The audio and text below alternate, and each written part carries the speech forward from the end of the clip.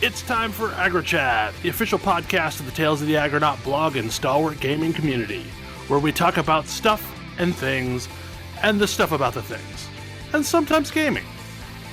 I'm Belghast, and let's start the show.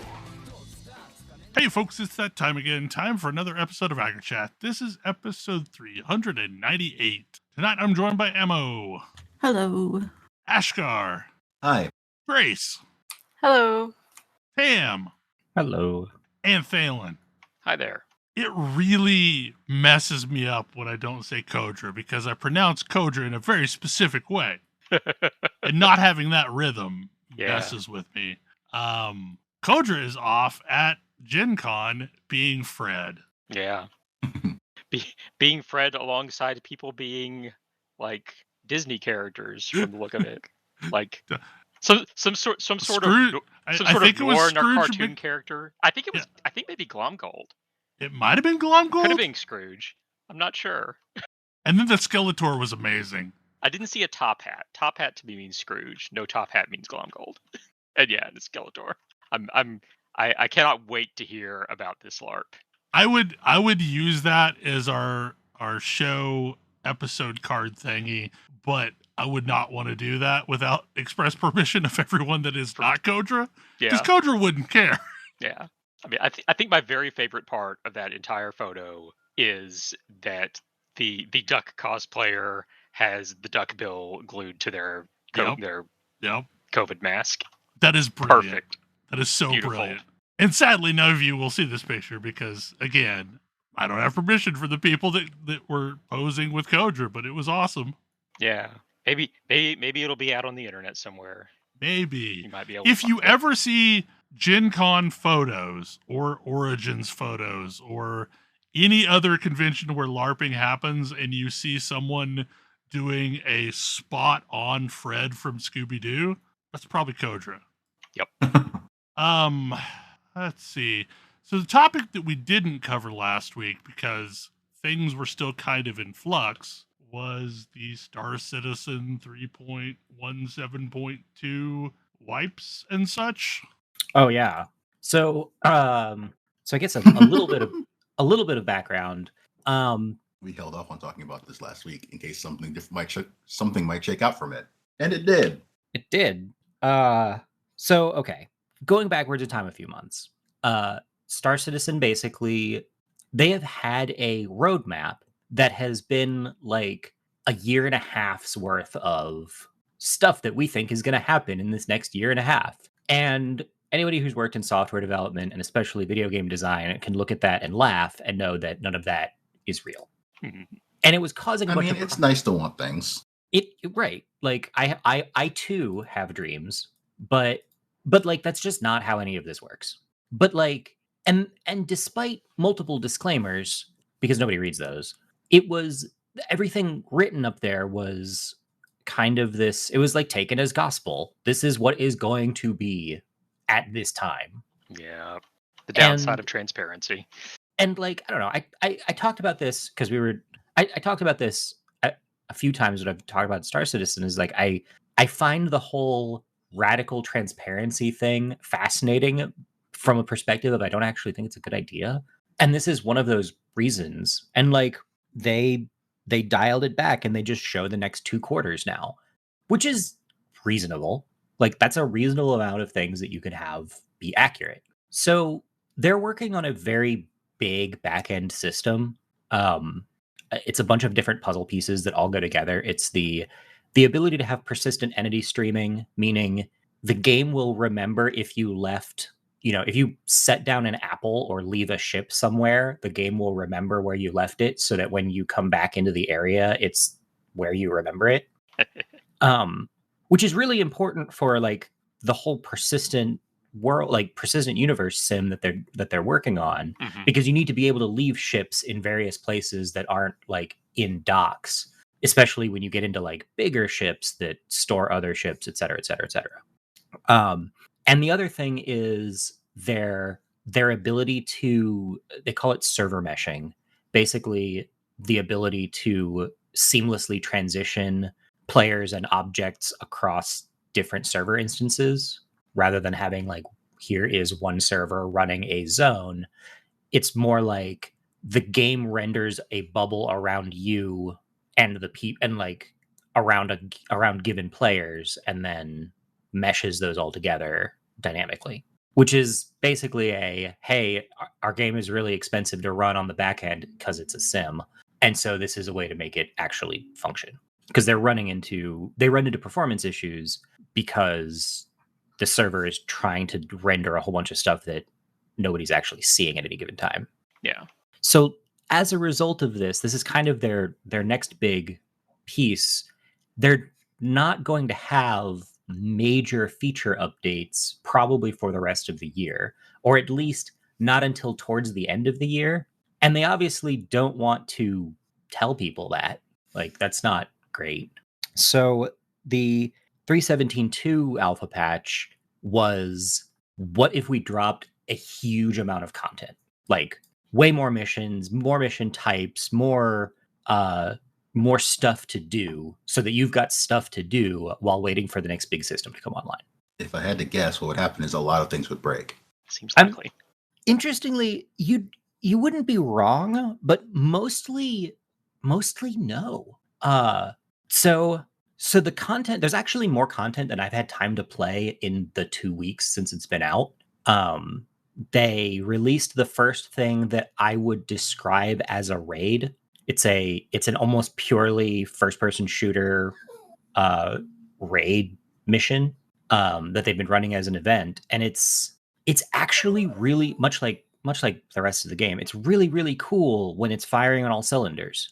Because the premise is part of a city gets attacked by part of a city gets attacked by terrorists. Your job is to go in there and drive out the terrorists, because the idea here is that they've landed strike teams in, they've overridden the IFF systems of the automated defenses, and therefore nobody can approach by ship, but they can reinforce people by ship. So you've got a bunch of platforms that you need to get from one to the other, turning off the IFF, like resetting the IFF systems, and like finding the lieutenants, basically these like terrorist lieutenants that have the codes, and turning the whole thing, basically resetting the whole part of the city back, which is really neat. It's much more wide open than any of the first-person shooter areas have been. It's really varied in both your indoors and outdoors. You're going from one place to another. The different platforms have different personalities. There's a ton of loot. There's a ton of checkpoints. There's like snack boxes, because you need to eat and drink, so they make sure that you can do that while you're there. People collect the unique armor. Like, it's really cool. It's not without its problems. It is an eminently griefable thing, and it hasn't come up a lot. It's set up such that if you've got somebody griefing the event and somebody else can dislodge them, then it's very difficult for them to get back. It's very difficult and very time consuming for them to get back. So like, get rid of a griefer and it'll be like 30 minutes before they can get back to even try to do it again. But it still doesn't mean that it's not there, which is annoying. Especially because it's just like, I'm kind of happy to see it, because it's setting off a firestorm in the community, because people are like, this event would be really cool if it weren't possible to grief it to a standstill. Like, what can we do to fix this? The answer is very easy, but here we are. But the other thing that came with this whole big patch was, previously there were some bugs. I mean, shocker, but there were some like money exploits, and people had just ludicrous amounts of cash.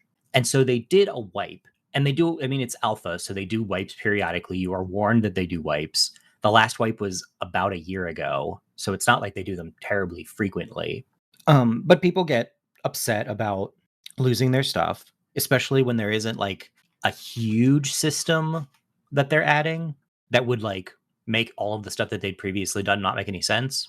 So they said, we're going to give you, rather than starting you at like starting credits, starting money, because the only thing they wiped were items and money, not reputation. As anybody who has done a WoW rep grind, I suspect that if WoW had to wipe and you had to pick of those 3 things, 2 of them to wipe, most of the time I'd keep the reputation. Same here. It's made it very easy to just get back on the horse, as it were. But this stipend, they were like, oh, we're gonna give you some money based on how long you played in the previous patch, so that you're not just like out doing nothing. It's notable I didn't play that much in the last patch, and I logged in to find 13 million credits, which is enough to buy like 5 or 6 fairly decent ships just out the gate, and equip all of them. Like it is enough money that you basically, unless you are trying to buy a particularly big expensive ship, you could just pretend you don't care about money anymore. It's just irrelevant at that point. Mm-hmm. And there are other people who had like orders of magnitude more than this, who played a lot more in the patch. I mean, it's probably pretty easy for them to do at this point, given that it's mostly just Monopoly money. You'd think so, but people were pretty surprised that they logged in and made money. Logged in and made like sometimes, again, orders of magnitude more money than they'd had previously. Whoops, there's a float error somewhere. Some kind of math error occurred. Everybody has more money than they were supposed to. And the whole point of it was to reset people's money totals. So they wiped it again, which went over like a lead balloon. Ultimately the end result was, okay, sorry everybody gets 1 million credits. We're good.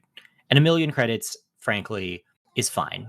That is enough money to be getting on with. You can probably buy a like low to medium tier ship of your choice with that, or with a relatively small amount of work. Like, it's a decent amount.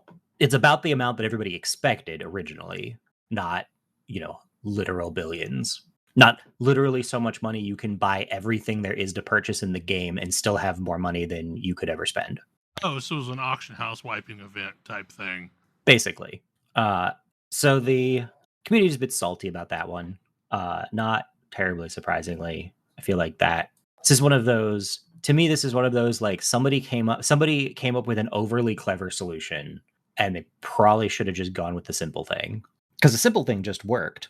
But also they got into a bad state where when they removed the spare money, if people had already spent any of it, like if people had logged in and played and spent any of it, it could create an invisible deficit.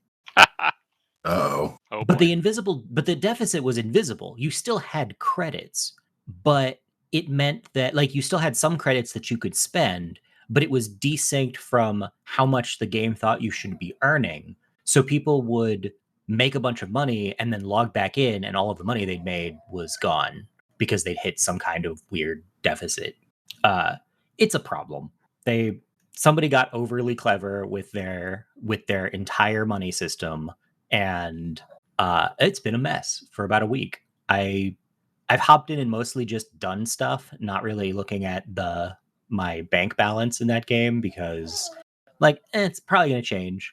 It seems to have settled out by now, but it took them about a week to get all of the ducks in a row, while also distributing a bunch of items that they had promised previously, which they also came out and were cool. But there's a lot of weirdness.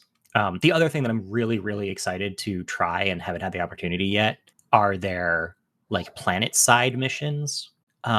Previously, if you were going to go do first person shooter missions, you were going to land near a bunker, basically an underground area, take an elevator into the underground area, do the mission in there, and then leave. And the most recent thing that they've added is basically being able to put a nav mesh on the planet. And so they've added a bunch of areas that have planetary nav mesh, so they can have outdoor missions and just more varied ground missions, which I've heard are very cool. I haven't done them yet, but anything that mixes that up and varies things is great. Like more different content is always good. They also added a whole bunch of kind of ad hoc, not event missions, but like limited time. Hey, do you want to go help this person's requesting aid in deep space. They're under attack. Do you want to go help them? You get paid out if you go help this person in deep space, which is pretty cool. Those are fun missions, and they're pretty varied. And they added a striking difficulty variance because they previously existed but were easy. There's nothing terribly challenging. The one that I tried, I was rocking around in my basically like a little one-person fighter, and was like, I don't know, let's take the highest level one that I saw, and jumped there and was greeted by not quite capital ships, but 4 sub-capital ships. I was like, oh, yeah, not fighting that. Failed it almost immediately. They evaporated they didn't evaporate my target because my target was pretty hefty too, but I just cannot. A single little fighter is like a bee trying to take down 4 rhinos. It's just not going to happen. But it's cool to see them add a bunch of content. It continues to be neat to see how they evolve. It is sometimes very funny to watch them just put their foot in it. Lesson to be learned: don't mess with people's wallets in MMOs. Doesn't go over well. Also, just come up with a solution for a PvE raid scenario that isn't griefable. Like, do the basic due diligence there. Come on. But simulation. Well, the problem is the thing that makes it such a problem is also with this patch, they added in my opinion, pretty well thought out thing where if you are in an event space and there are other players in that event space, your heads up display puts a little marker on those other players to let you know that they're players, so that in theory you don't shoot them, thus breaking the law, etc., etc. It works really, really well. Unless you are going in specifically to cause problems. Unless you are, in which case you can see exactly where to cause problems. Yes. And admittedly, they did fix the thing such that if you do cause problems, you lose the mission, which means that you stop seeing those heads up displays. Like, that's good. Which still means something at least. It's somewhat better. It's a lot better than it was, where it means you get to cause a problem, and then you get to come back and cause a problem later. Yes. Mm-hmm. Which is still a thing that they need to fix. That having been said, I have done it a couple of times now and have run into exactly one person attempting to cause problems, and it was annoying. It was annoying, but also enrages the rest of the server population enough that person gets removed by people better at PvP than me at pretty high speeds, and then things just kind of unfold from there. The much funnier one is the explicitly PvP event is also going on and also has this system running. Wait. Yeah. So that's also funny. I'm not really participating in that one because it's not really my scene, but definitely it's the like, whoops, we can't make anybody happy. It's pretty funny. It has led to for the PvP one, has led to a very, very interesting environment because there are sniper rifles, because it's outdoors, there are sniper rifles with a longer range than the event space. And so it actually makes it much more difficult to lock the area down because you have to canvas a pretty wide area, which does make it more dynamic. But it continues to be interesting. It's still a lot of fun, despite the possibility of terrible things going on. I'm continually surprised at the relatively low occurrence of it, which I mostly attribute to the game is still an alpha. Mm-hmm. But like, there's no real end in sight for that one, so whatever. And I appreciate that they are doing I appreciate that they are taking steps to the things that will teach them the lessons that they need to take away from it. Like, they do seem to be learning slowly. Because the other thing that they did was removed the ability. There was one particular griefing technique that they have now removed entirely and is no longer possible. And I think that that is an unvarnished good. Yay. Space stations used to have landing pads rather than landing hangars. And so there is a thing that people could do where you can't shoot your guns in the vicinity of a space station, but you can ram people's ships. And this is a bannable offense, but it didn't stop people. And so they're like, nope, we're done with pads. We're just we're not doing pads anymore. Everybody gets a hangar. The pads will remain. You can land on a pad, but you don't need permission. You don't need to like call ATC. You can just land on a pad if it's not busy. You can quick refuel and restock and repair and so forth, and then be on your merry way. Which actually makes the whole experience way better. It's super convenient to just land on one of those pads without going through any rigmarole, restock what I need, and keep on going. But also, if I'm actually landing or taking off, my ship is completely safe. So we're learning. Lessons are being learned. Yeah, that was definitely a lesson they could have learned from Arcade. Yeah. Yep. Because, like, there was a lot of griefing in that game that wasn't PvP. It was just objects have collision. And for whatever reason, we have these giant tractors that we can push people around with. Yep. Or the Age of Conan mountain that you had to climb to level up after a certain point. I think you could get knocked off the edge or something. Yeah, where somebody could stand at a particular place on the path and kick people off with their horse, and they could be high enough level that it was, because if they had already gone up to the top and then done this, it was entirely possible to just shut anybody down from getting past like level 30 or whatever. I feel like that there should be like some, training course that gets built up over time of like, so you think you want to make an MMO? Here's a litany of all the griefings that have happened. Maybe work around these. Yeah, here's the lessons that have been learned over 20 years of doing this. A brief history of the grief. I mean, especially, so you think you want to make a sandbox MMO. You right? Fool. You foolish fool. Yeah. You complete fool. What are you doing? This is not going to turn out the way you think it is. So as a result, prepare for it. I still think that there is a pure PvE world is actually scary, want to work together with players MMO design out there, and it'll be interesting to see if anybody ever makes it. Yeah. Unfortunately, my enthusiasm for that is dampened by the fact that you absolutely 100% know that it will be described immediately as the Dark Souls of MMOs. Yeah. It's true.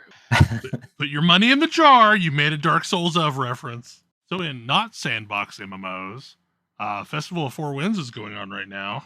It is. It's and pretty great. You can mess with all the Zephyrite thingies. Yeah. If you want to stock up on quartz, this is when you stock up on quartz, because the Zephyrites have all the quartz, and they're making it quite available. There's little parachuted down packages all over the world that you can go loot that will usually have some quartz and can have rarer things. Lots of quartz nodes in the Zephyrite zone. Guild Wars 2 has the weirdest, like, most over-the-top festivals, I think. They're fantastic. Yeah, and this one is two festivals combined, because there's the Zephyrite half, which involves like races where you're a flying Dolyak, and like the original run around on your mount and collect things for to add up to a grand total thing that the casino race in Path of Fire is based on. And there's a new skiff race now where like shifting gears actually matters. It's honestly quite impressive the way skiff like acceleration and turning works, because I have seen people say that, oh, I know how to play Forza. This works like that, and then they win the race because it does. Also, don't have some mounts? Grats, they're rental mounts. You can just hop on. You Yeah, just if you rent want a to boat. test out any mounts. So Although also before you spend all that gold, you can play with a griffin and decide if you want a griffin. also as of the latest patch, when you hit level 10, you get a raptor. Really? If you have Really? purchased any expansion, as soon as you hit level 10, you get a raptor. Oh my god, If you that have makes not everything so much better. Okay, I feel like I Wow. have to. I feel like it is important that I clarify this one. At level 10, you get a trial, and if you buy an expansion, the trial becomes permanent. Okay, yeah, because I was about to say if you haven't purchased any expansions, you get, I believe it's a 10-hour trial mount, which I assume is 10 hours playtime. I'm not sure. It works like all of the buffs. Like I Yeah. don't think there are any.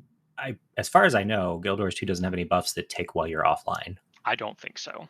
Like my assumption with any buff in Guild Wars at this point is it's playtime because they all are that I'm aware of. It does mean that 24-hour buffs feel like they last forever. And I For frequently every check fact. I like log into a character. I'm like, why do I have this buff? Oh, I put this buff on this character literal months ago, and it's still ticking. Still going. Yeah, festival. That's part of why birthday buffs are great. Well, But and yeah, the thing so is like always in the past, I would suggest that, oh, hey, you should probably like stop what you're doing and do enough Path of Fire to get a couple mounts and then go back to doing whatever you want to do. yeah, now you can just pick up a raptor as you're going and not have to do things out of order to specifically go get it. You don't get masteries, but even base raptor movement speed is a very good thing to have. It is. I mean, Base Raptor in itself greatly improves the old world. And then the other half of the festival is the Queen's Gauntlet, which is where the loot lives. Do you want some loot? Go beat up a bunch of Watch Knights and get a bunch of loot. Because basically the way this works is it's a big circle divided up into 6 pie pieces, each of which is a different biome with a different enemy type that the humans hate, that the Watch Knights are being mesmered into because Jenna is absurd. Like, possibly Anise is helping with this, but like that it possibly takes 2 mesmers to do all of this instead of just one doesn't really make me feel better about it. But so there's a centaur wedge and a destroyer wedge and a bandit wedge and a flame legion wedge, and Ephraim is like real sanguine about this. Like, he's in attendance and you can ask him how he feels about like part of this being like beating up a whole bunch of flame legion, and he's basically like, I don't know, a lot of our guys would think it was really cool. Yeah, that dude. I find that dude's commentary like possibly he's the most chill person ever. Yeah, no, I love him so much. Like, he definitely needs to be the permanent leader of the Char. But so there's the event here involves a legendary boss spawning in each of these 6 areas. They each have their own little special abilities, and when one gets defeated, its special ability gets passed on to the remaining 5, and so forth. So ideally, you want to defeat all 6 of them as close together as possible. People aren't always real great at this, but you try. If you can do it fast enough, you get gold rewards. You do it a little slower, you get silver. As long as you succeed, you at least get bronze. And the reward that you get, you open it up, and it's just a whole bunch of boss bags. Like, even bronze is, I think, like 6 or 8 boss bags, and it goes up from there. Yeah, it's a ton of loot. It's extremely lucrative. Also a lot of fun. But yeah, I think it's going for another 2.5 weeks. You should check it out. It's my favorite festival. Like, I'm quite certain of this now. I also enjoy the other part of that festival, which is the duels. Oh yeah, I completely forgot about it. Up on the top level, there's a whole thing where you can turn in tickets that you get for beating up the Watch Knights to fight various bosses with various abilities in a little 1v1 arena. And some of those fights are real rough. And you can put like modifiers on the fights to make them more difficult, and there's like a whole mess of achievements related to them. There's still a couple of those achievements I haven't gotten. I should maybe still work haven't. on those. I remember last year I rolled into Tarai Asa and just got absolutely flattened. Yeah, he's rough. And I'm like, maybe I've gotten better. That's a tall order. I've gotten better since then and can last for more than 2 seconds. Yeah, I have reached him. I have not defeated him. That is a fight. Also, this might appeal to Bell. All of the individual, just like veteran level creatures running around the Queen's Gauntlet arena, like even when the event's not happening, they all drop loot. It's good loot. Nice. It's very grindable. I need to actually buckle down and get a sky scale. I think it would greatly improve my enjoyment of a lot of things. I mean, it's my default mount for a reason, and I know you can afford it because you hit the jackpot that time. So I don't have nearly as much of that jackpot lying around as I used to from buying random things. I mean, didn't you finish a legendary on that jackpot? No, I haven't finished a legendary, but I bought pieces for it. I'm still chewing away at it. I've also bought stuff for the guild hall. I think that's not cheap either. I think I still have 3100-ish, 3200-ish, something like that. Oh, that's still plenty for a sky scale. Yes. Yeah.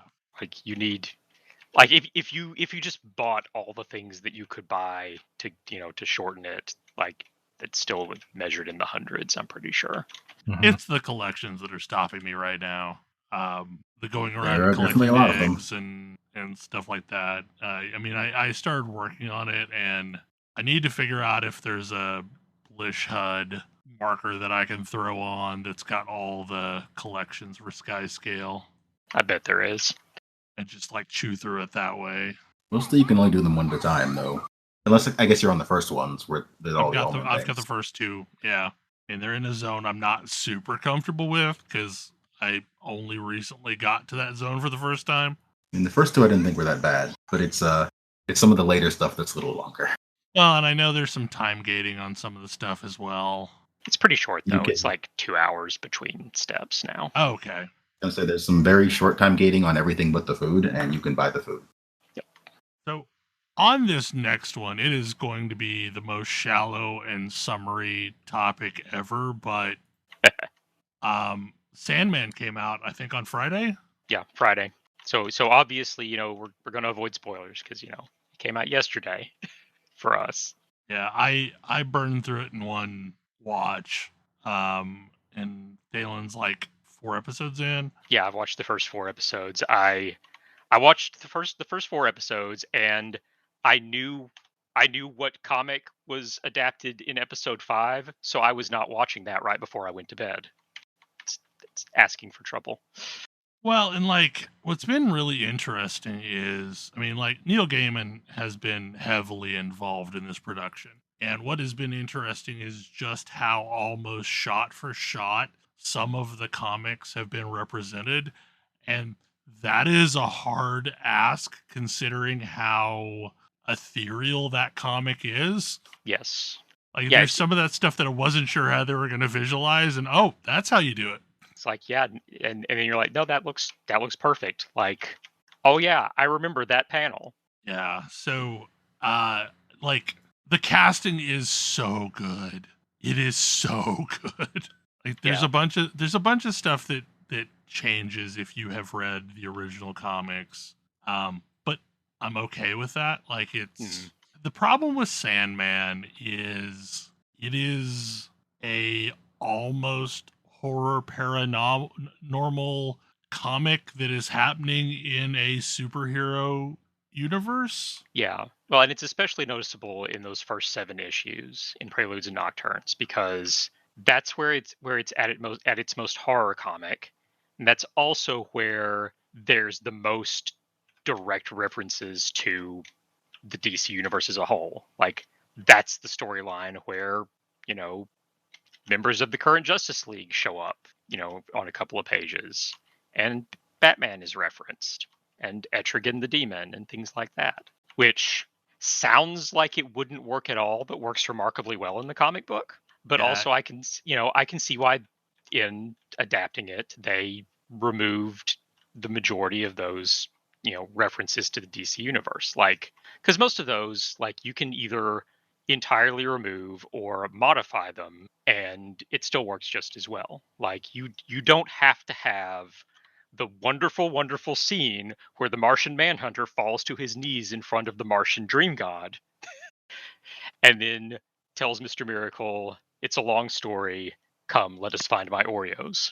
Like, if you're a current DC superheroes reader in the 80s when this is coming out, like that's wonderful. It's great. If you're someone 40 watching years later, if you're someone watching a show based on that in 2022, that doesn't need to be there. And to be honest, were DC Universe where the Marvel universe is right now, the Marvel Cinematic Universe, I think Sandman would work well. They could do that, some of that. But right now, DC kind of doesn't know what the hell they are doing, and they've not made enough of a commitment to actually telling a cohesive universe that this, like, I'm fine that Sandman is being treated as though it's not in the DC universe. It's its own thing.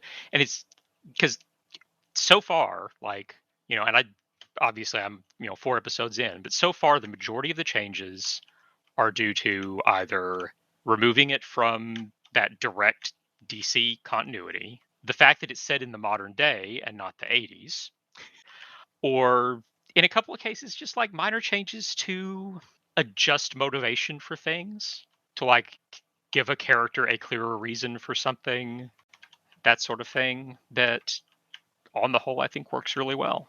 I do think it's interesting that while the show is set in the modern day, Dream's capture still takes place in the 1910s.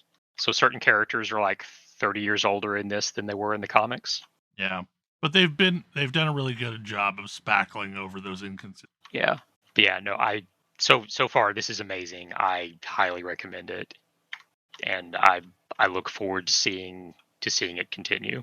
I will have to check it out. It's been forever since I read the comics, but we've been looking for another show, so... And Gaiman has been real unapologetic about shooting down the people who have taken umbrage for quote-unquote gender-swapping characters in this one.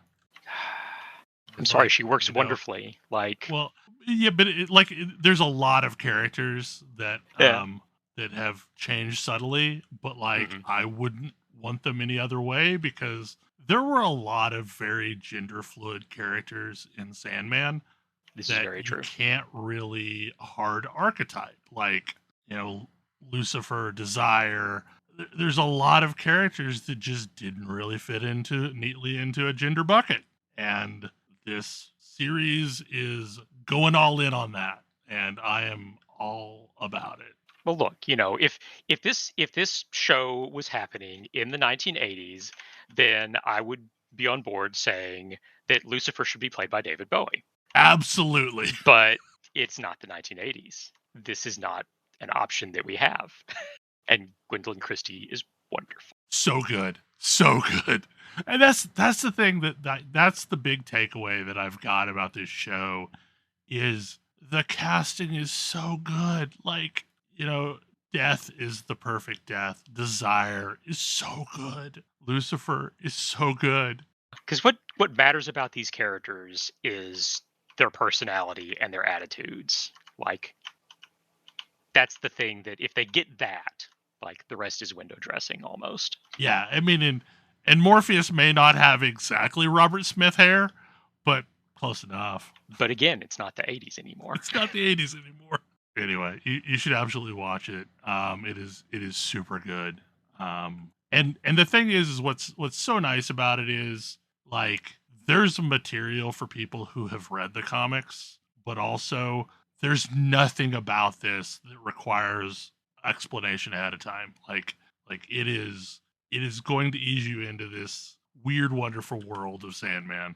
Yeah, and if you have read the comics, there are places where you might think what's going to happen, and they surprise you. Yep.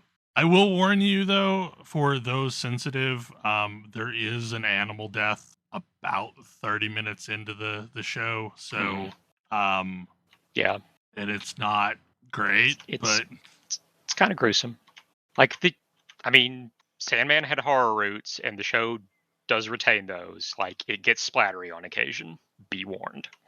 Oh, good to know. Yeah, it is. It has some gore, not a ton, but some gore. Yeah, it's not just wall to wall blood and guts, but there are occasions. Some of the people in this universe are not nice people. Yeah. So I threw this on here at the last minute to kind of talk about it, because in the current state that we're in right now of mostly waiting on the new league in Path of Exile, I did not want to burn myself out on just gratuitous amounts of Path of Exile, so I've been trying to find other things to do. and I have been bouncing around between a bunch of games. And today I started playing Kingdom Come Deliverance. And for anyone that's not familiar with this title, it's like, what if you had a BioWare game set in feudal Europe with non-fantastical origins? It's just you're existing in feudal Europe. Is there you an know, so upside?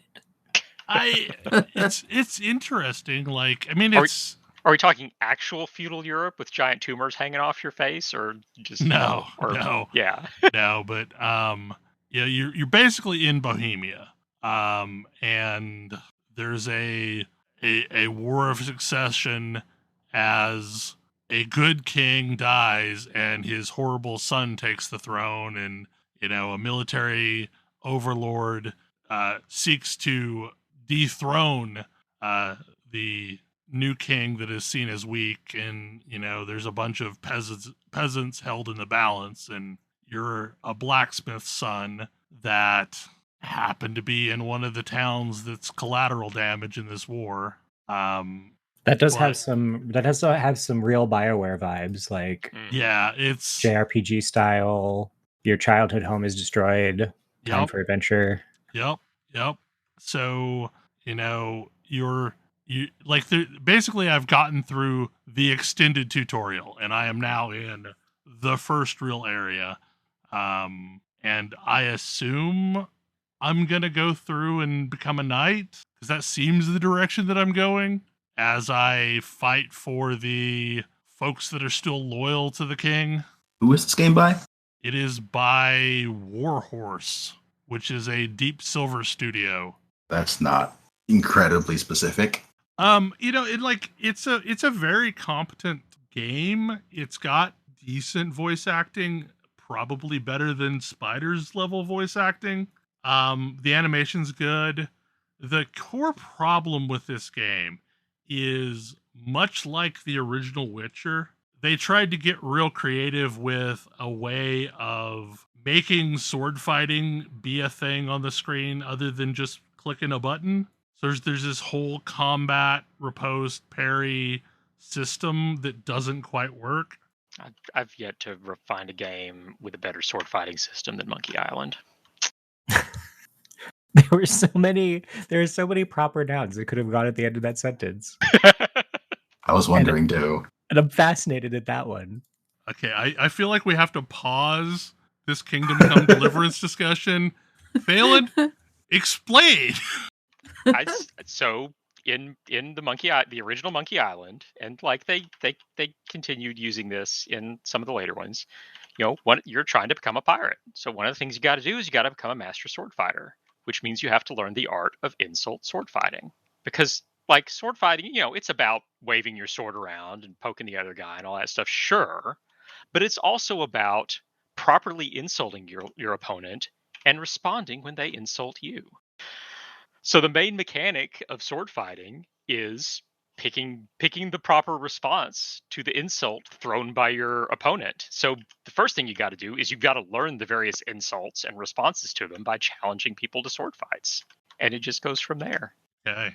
And then in the big fight to defeat the sword master, she's got a whole set of a completely different set of insults than what you're used to. But hopefully you realize the responses you have can match up to those insults too.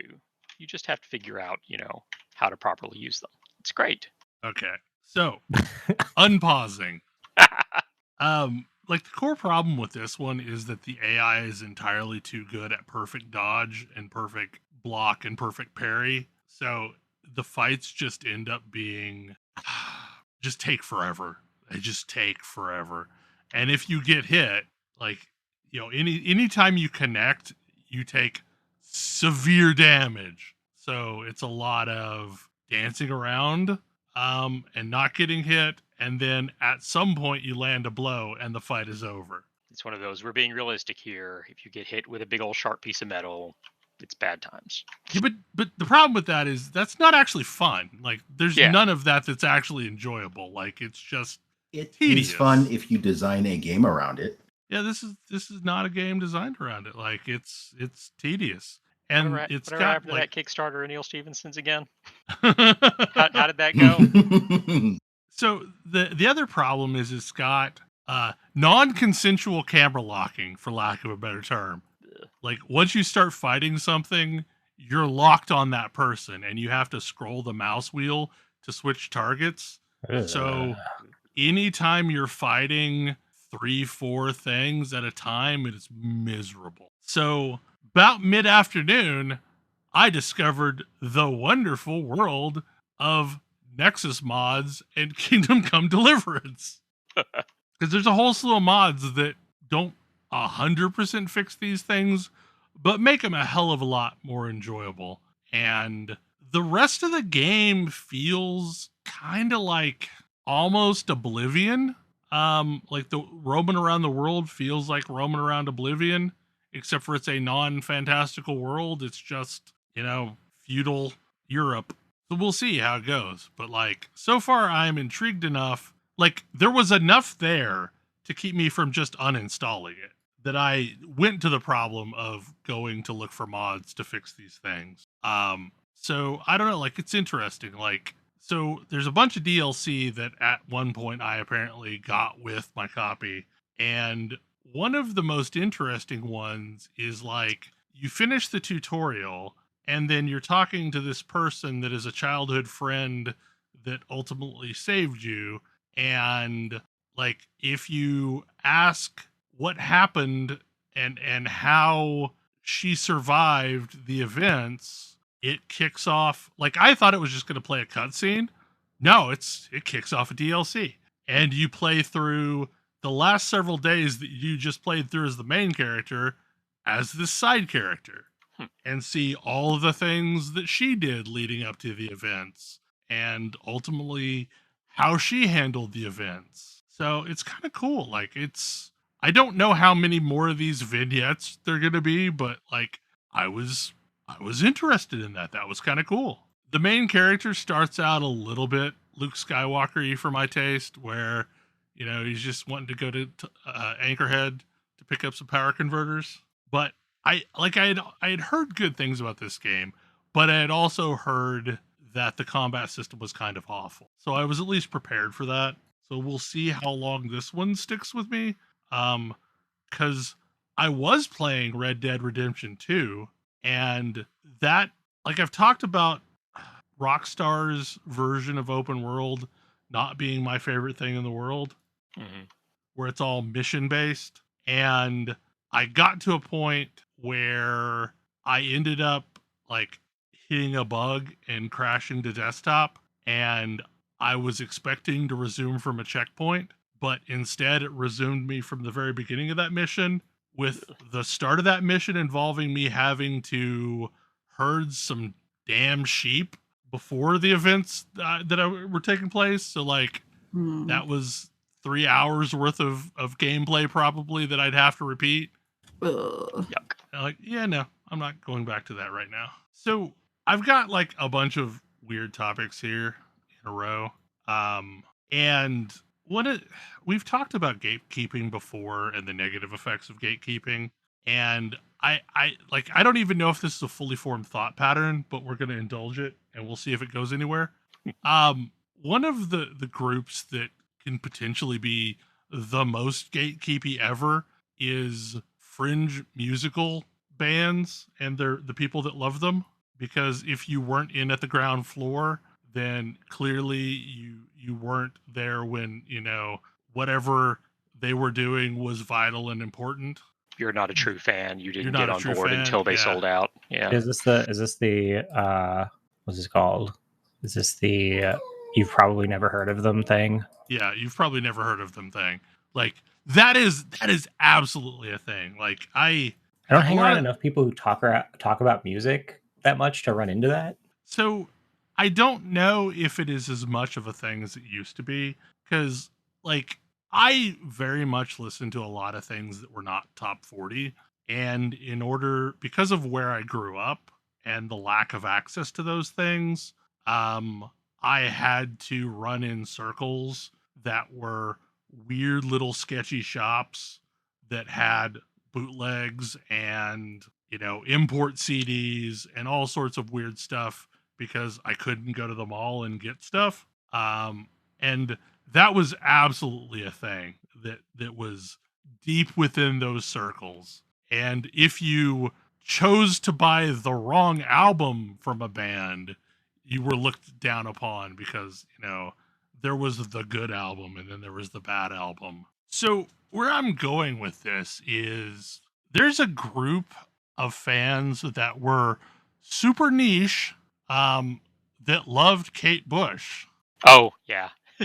And that never happened with that group because, like, Kate Bush was never really, like, it was popular within certain circles, but, her music was never anything that you would ever hear anybody talking about other than in very underground circles.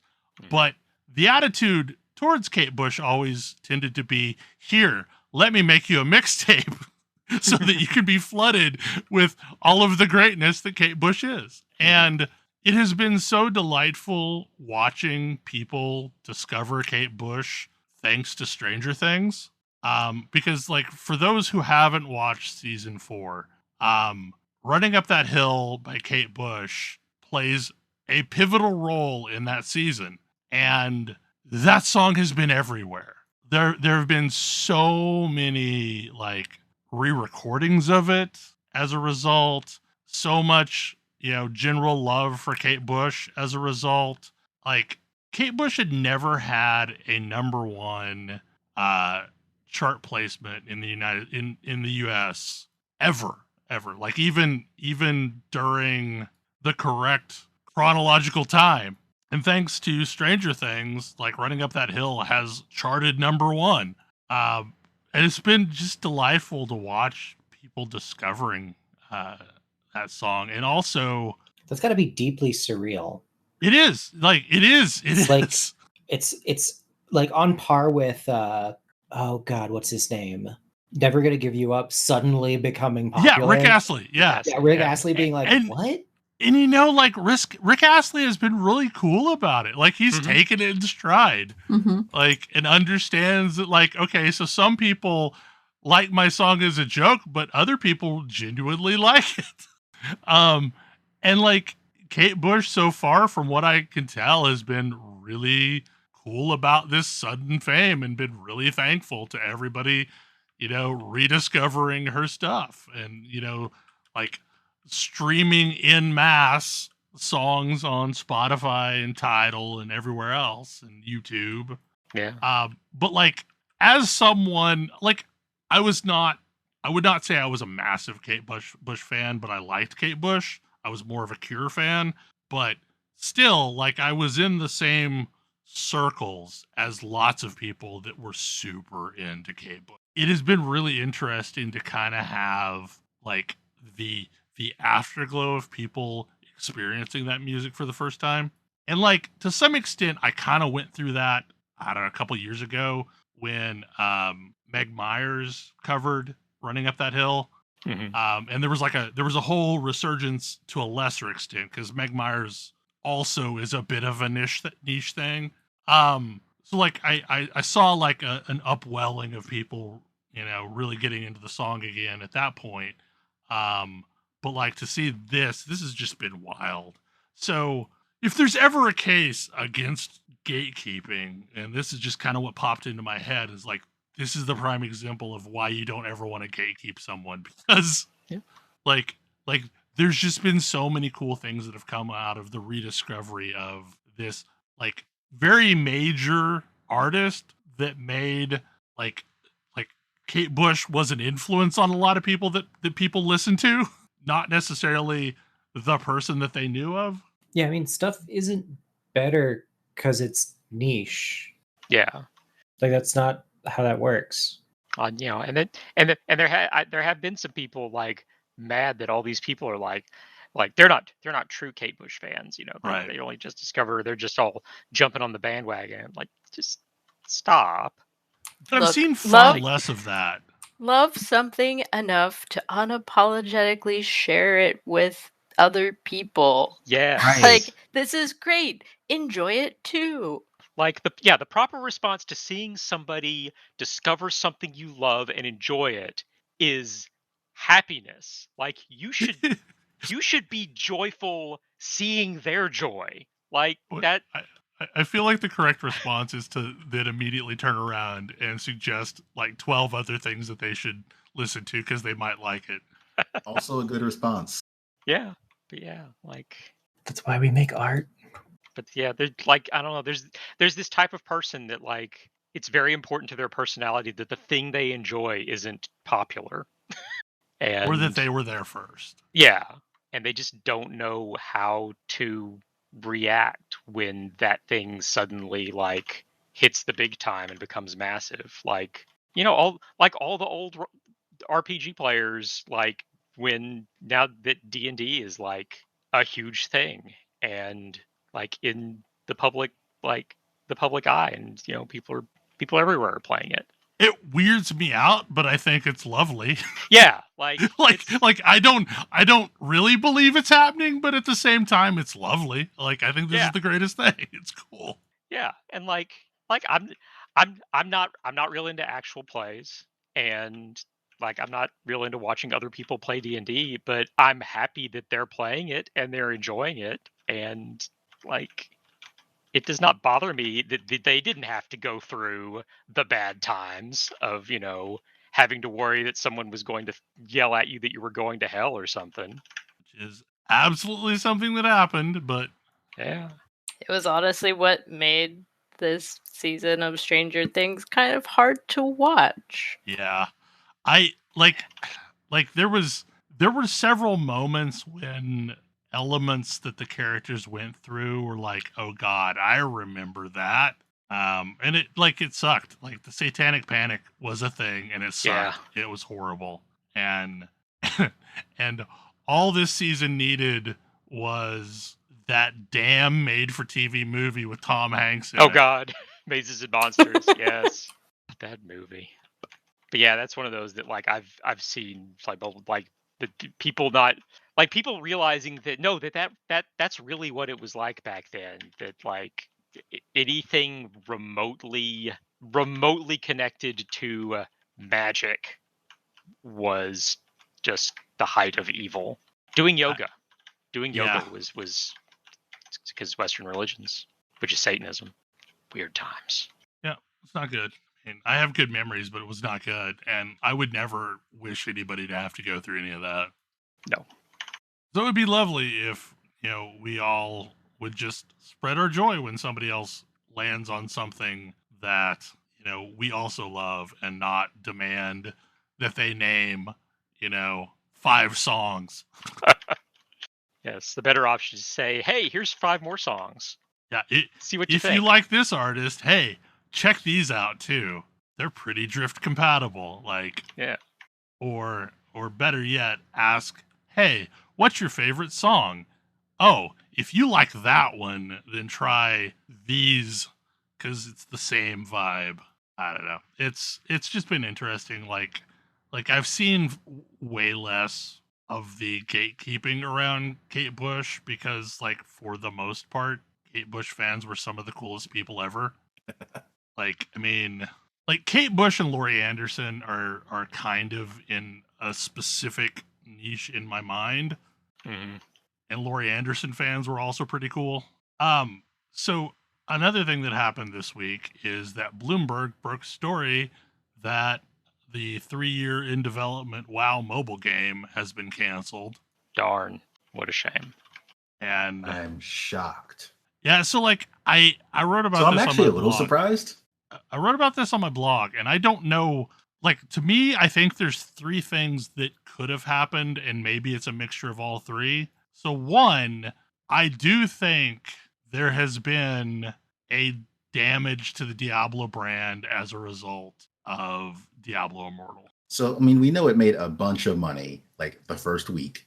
Is that enough? Like, so it had 20 million installs going into the Chinese launch, and it only picked up another 10 million, which seems like not a lot considering the size of Chinese launches usually.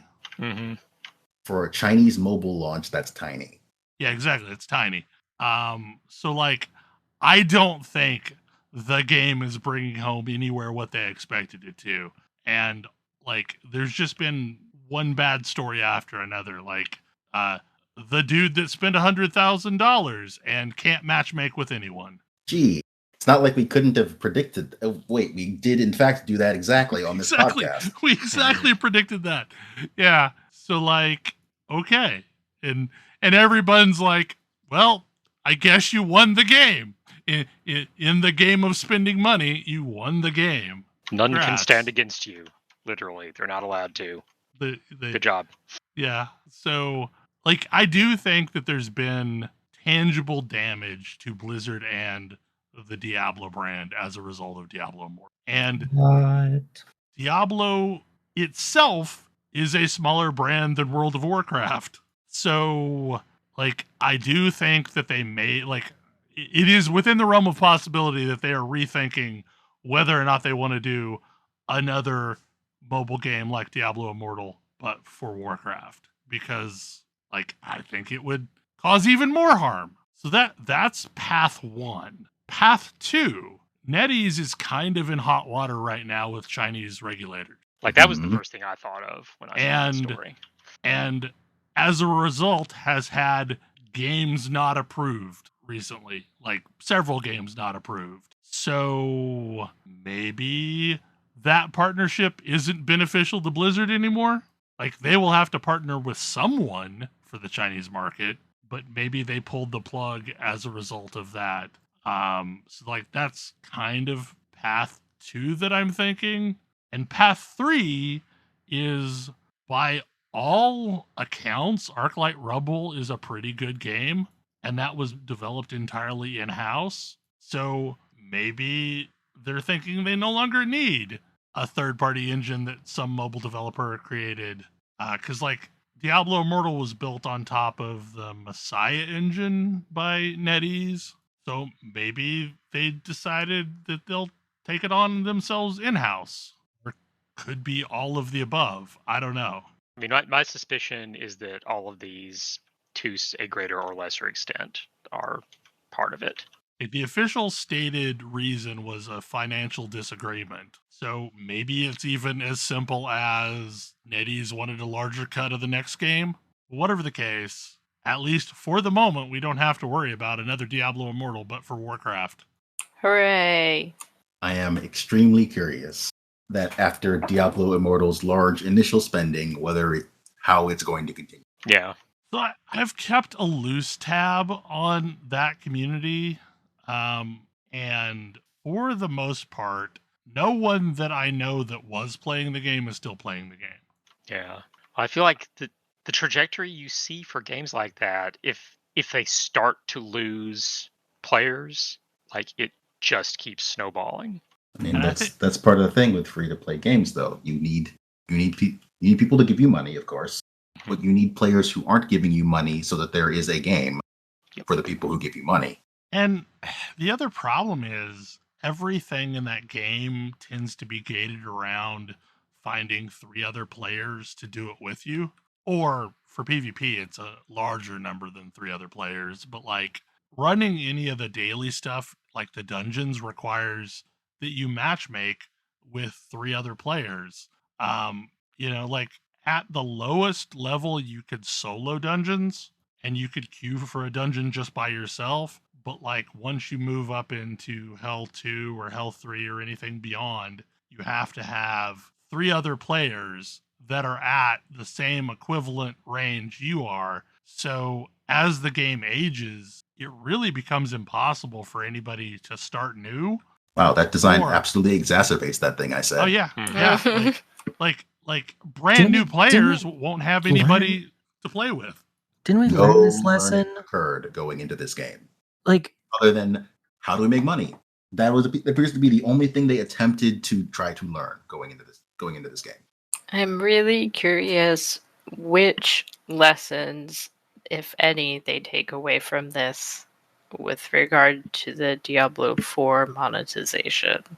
I mean, given that some of what they went into are some of the possible lessons are ones that they really should have learned from Diablo 3.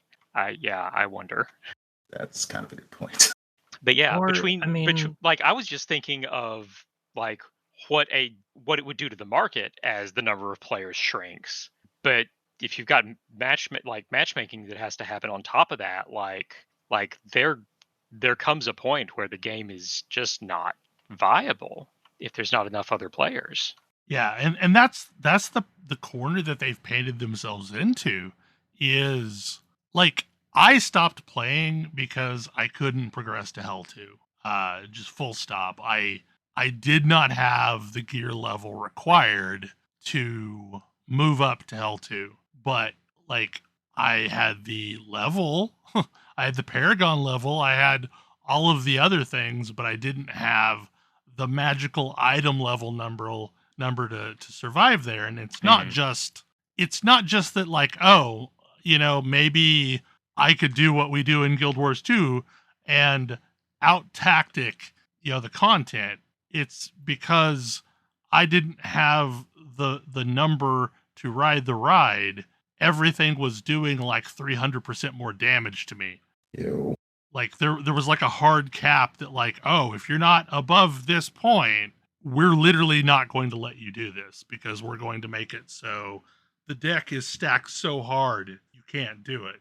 And like I actually would go out there and survive for a little bit of time. It just wasn't sustainable. It would take me too long to chew through things, and I would have to self-heal myself too much. So, but like there's one of those gates between all of the hell difficulties, and the group of players are all spread out. Like there's the bleeding edge that's in, I don't know what hell rating they're in now, but then there's various people that dropped off the map at various points throughout.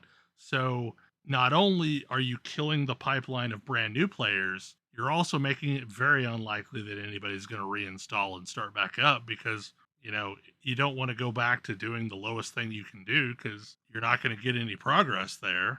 So yeah, like I don't know how this shakes out as a viable thing. Like I think it's going to burn down and fizzle out. But it does make me wonder what Path of Exile mobile is going to look like. I think that, I mean, to be a business nerd for a moment, I think that it is the question of building a brand versus cashing in on a brand. And Diablo Immortal feels a lot to me like cashing in on a brand. Like It feels kind of like they cashed out. Yeah. Right. They like, liquidated what goodwill they had left and converted it to, $50 million, whatever. But like, there's a lot of moves that are happening right now that I think the current leadership of Blizzard is literally trying to cash out. That's fair. Because, like, I mean, the whole thing with Dragonflight Alpha, like, I think that game is going to need more time than 4 months to bake. So, like, but somebody's pushing real hard to get that out the door. And I also think like having every monetization scheme ever, like most gacha games only have 1 or 2 of the things that Diablo Immortal had. It had everything and it invented a couple new ones. So like it absolutely feels like a cash out. I mean, they're pushing Overwatch 2 out the door, and I don't know if I've talked about Overwatch 2, but I've got access to it, and if my life depended on it, I could not tell you if I was playing Overwatch 1 or Overwatch 2. Isn't that the point? Except for with PvE. There's no PvE mode at launch. Then what's the point? 2. Exactly. Like, I don't get it. I don't know why you're launching this game, because like it is virtually unrecognized. I mean, like you can't tell the difference like between the two. I could tell I was playing Overwatch 2 because there were a couple new champions. That's it. Like otherwise, I just assume I was still playing Overwatch 1. Wasn't that part of the announcement? Like they're just going to patch the Overwatch 2 maps into Overwatch 1 without the rest. It's not why. Like yeah. I don't know. Like so. I don't know what's the part of your game that matters when you release your game. And I was reading an article today, and apparently, like the latest financial earnings call shows that like Blizzard as a company lost 50 million active users in the last quarter, and that's mostly in Call of Duty delivering what is apparently a stinker of a game, but still, like, that's not great. So I don't know what, like, I think the Microsoft purchase is going to go through, but I'm not sure what Microsoft's going to get as a result. I don't know that the value is still going to be in the company. I mean, normally when you try to take over a company, you sign something saying that they're not going to damage the company in between you agreeing to buy it and you getting it. I mean, no, that's what Elon Musk's entire lawsuit against Twitter is about. Yeah. Yep. P.S. He's not doing very well in his argument. No. And we can't go a week without, there being a bad guy Blizz news story. I mean, this week's was union busting tactics in the Diablo team. I mean, Microsoft's entire statement regarding Blizzard was, "We are looking to clean house." Yeah, I mean, it was not very thinly veiled, but God, that can't happen soon enough. If that's going to happen, it needs to happen like now, because Nero is fiddling while Rome burns. Well, I mean, they don't own the company right now. I know. Yeah, I mean, I don't know. I am still watching because I am a games pundit, but yeah, it's been interesting. I don't know that I don't think that it's a stretch to say that like maybe the magic is gone. The question remains, can the magic return? I don't know. I don't know. All I know is if you had asked me 5 or 6 years ago if I would be excited about Microsoft buying out one of my favorite game companies. Yeah. I can't even finish that sentence. Why? That's not supposed to be a good thing. Yeah, exactly. Like, well, and I mean, Microsoft has done a lot of heinous things over the years. Yeah, they're the evil empire. But they're somehow less evil than Activision. Yeah. But like right now, they're looking like one of the few possible saviors. Which shouldn't happen, but I guess that's where we are now.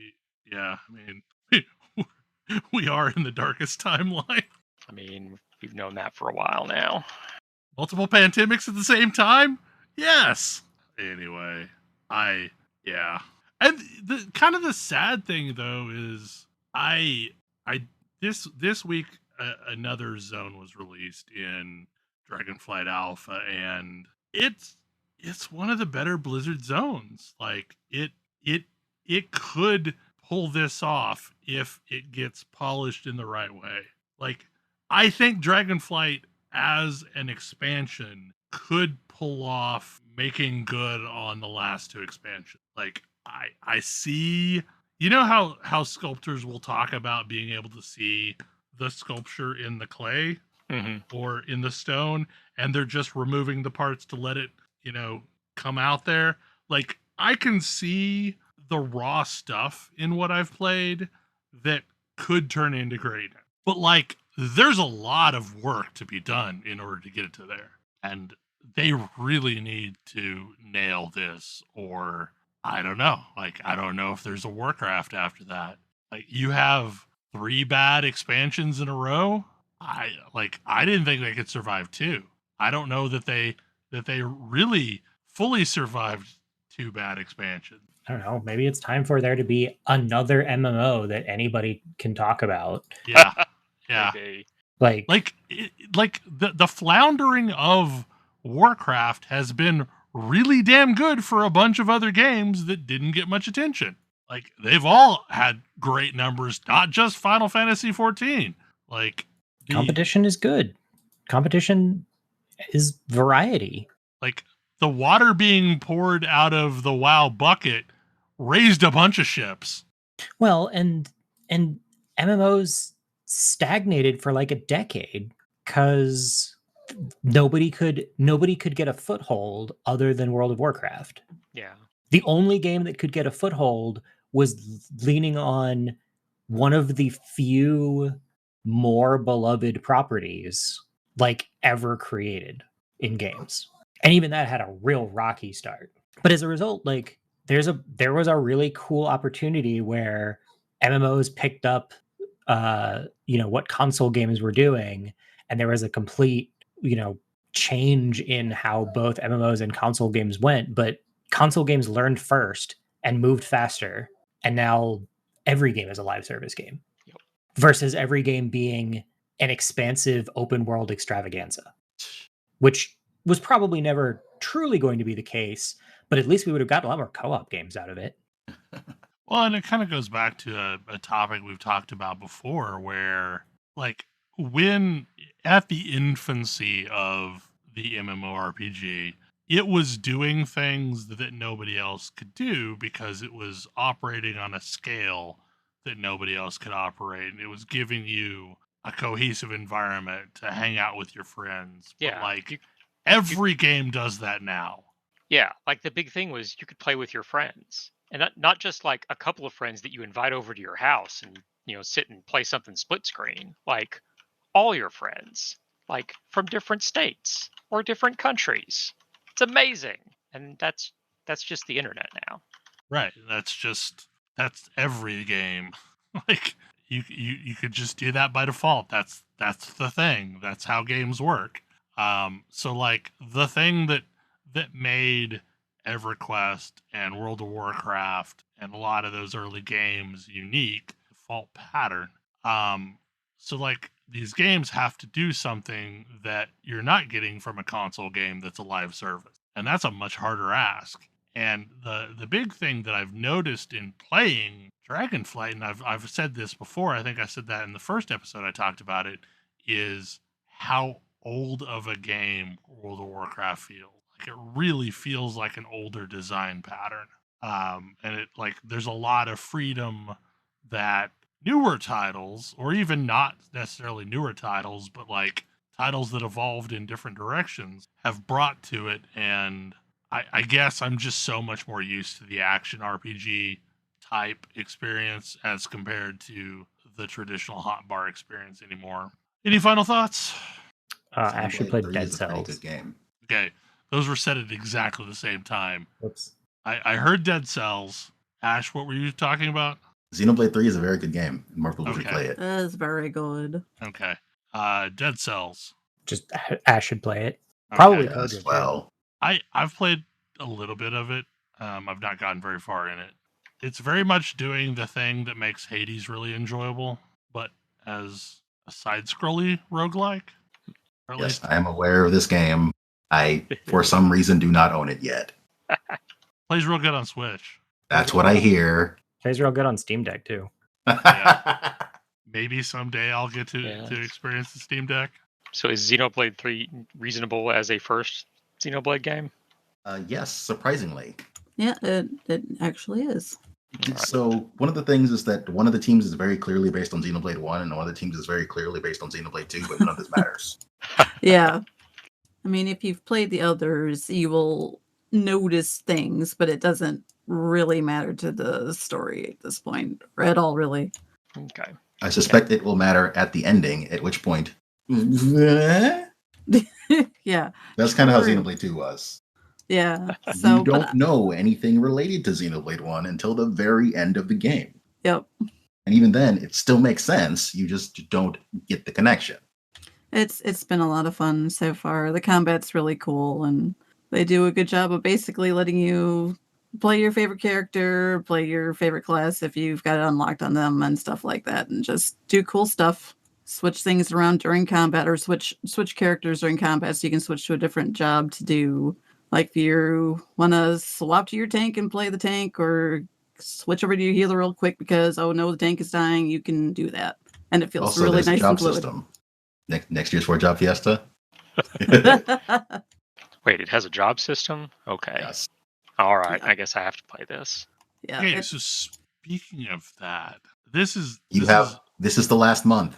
You have a I month know. to finish playing FF5. I know I'm not participating this year, but I saw that there was a ROM hack for Final Fantasy V that makes it like the endless boss encounter dungeon thing from, was it Alundra or Lufia 2.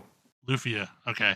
Yeah. So were you aware of this thing existing? I am aware of this. I never bothered because it was only playable on the original SNES release, but people have gotten gradually more creative with all sorts of things. And also the Pixel remaster exists now, and people have gotten very creative with that. So I expect to see some of these things in a more accessible fashion soon.